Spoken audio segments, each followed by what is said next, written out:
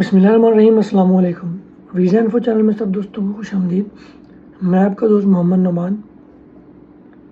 आज मैं आप लोगों को बताऊंगा कि जो लोग चाइना आना चाहते हैं या जिन लोगों के पास चाइना का वीज़ा मौजूद है और वो चाइना के लिए ट्रैवल करना चाह रहे हैं या उनकी टिकट्स कंफर्म हो चुकी हैं और उन्होंने कुछ दिनों बाद चाइना ट्रैवल करना है, तो उनके लिए कुछ मालूमाती चीज़ें हैं ताकि उनको आने वाले वक्त में जब उन्होंने फ़्लाइट लेनी है तो वो किसी ऐसी चीज़ से ना गुजरें जिसके बारे में उनको इल्म ना हो। तो क्योंकि अभी इस वक्त मैं चाइना में हूँ और मुझे मालूम है कि मुझे बहुत सारी ऐसी चीज़ों के बारे में इल्म नहीं था जिनसे मुझे गुजरना पड़ा। तो अल्हम्दुलिल्लाह अभी फ़िलहाल तो मैं आइसोलेशन में हूँ इधर। तो मैं आप लोगों को बताना चाहता हूँ कि ताकि आप लोग आने से पहले इस चीज़ की तैयारी करके आएँ। सबसे पहले तो अगर आपने पाकिस्तान या दुबई से ट्रैवल करना है या किसी भी कंट्री से आपने ट्रैवल करना है, इंडिया से, बांग्लादेश से, तो आपने अपनी टिकट से 48 आवर्स पहले आपने एक पीसीआर करवाना है और फिर आपने दूसरा पीसीआर आपने अपनी टिकट से 24 घंटे पहले करवाना है। आपने अपनी टिकट का टाइम देख लेना है। अपनी जो आपकी एम्बेसी है, चाइनीज़ एम्बेसी आपकी कंट्री की, उसकी वेबसाइट पे जाएंगे तो वहाँ पे आप लोगों को जो नेक्स्ट वीक की शेड्यूल फ़्लाइट है उनका टाइम, बोर्डिंग टाइम मिल जाएगा। तो आपने अपनी टिकट के बोर्डिंग के टाइम के हिसाब से नहीं चलना, आपने वहाँ के बोर्डिंग टाइम के हिसाब से चलना है जो उन्होंने अपनी वेबसाइट पे दिया हुआ है।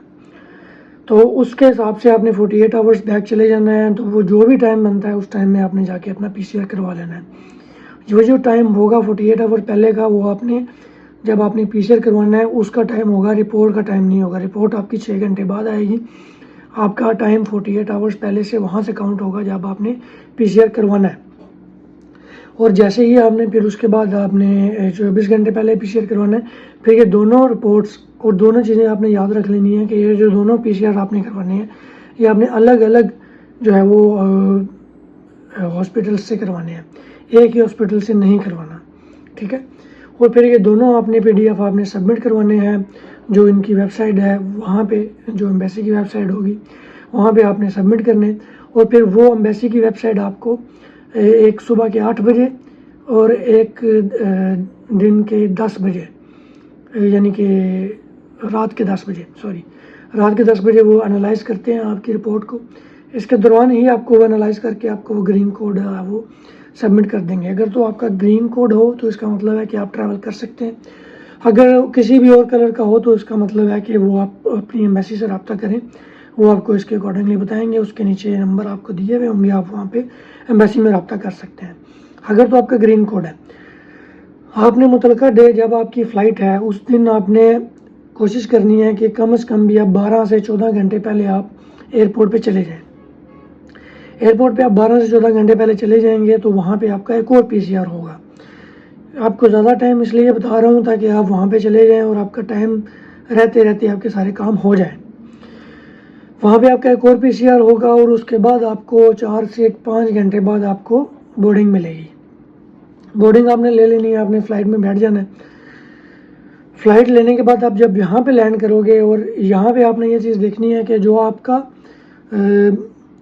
मेन डेस्टिनेशन है वो आपकी उसी जगह पे है। ज़्यादा बेहतर तो यही है कि आप उसी जगह की फ़्लाइट लें जो आपकी मेन डेस्टिनेशन है। जैसा कि अगर आपने बीजिंग जाना है तो आपकी बीजिंग ही मेन डेस्टिनेशन हो, आपने कहीं जो है वो सुबह चेंज ना करना हो।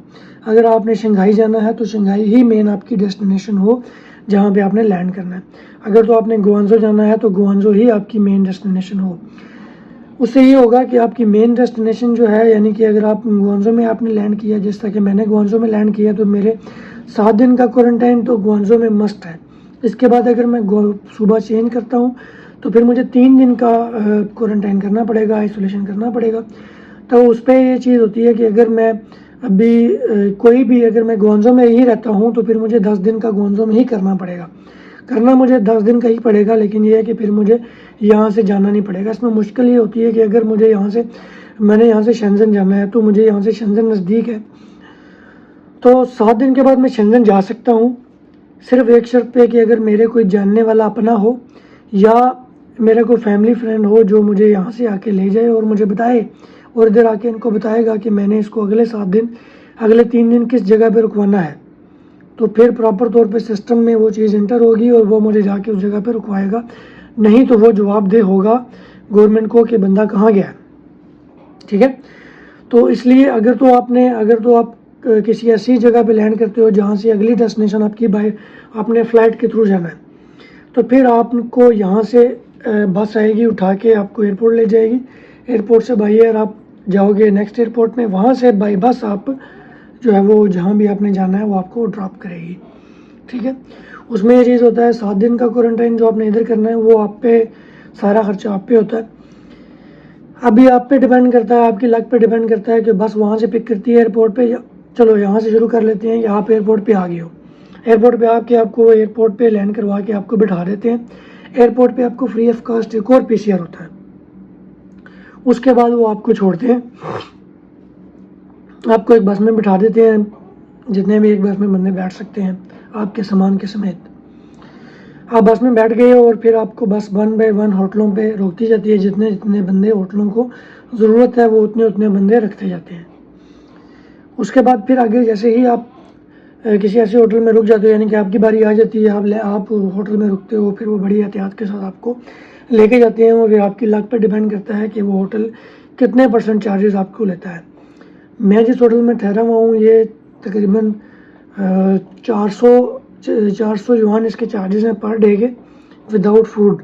अगर फूड आप अपना रखेंगे, मतलब कि आप इनके किचन से ख़ुद चूज़ करेंगे, तो फिर आपकी मर्ज़ी है। अगर आप एक फूड के साथ चूज़ करते हैं तो फिर आपको 500 रुपये पर डे है इसके चार्जेस।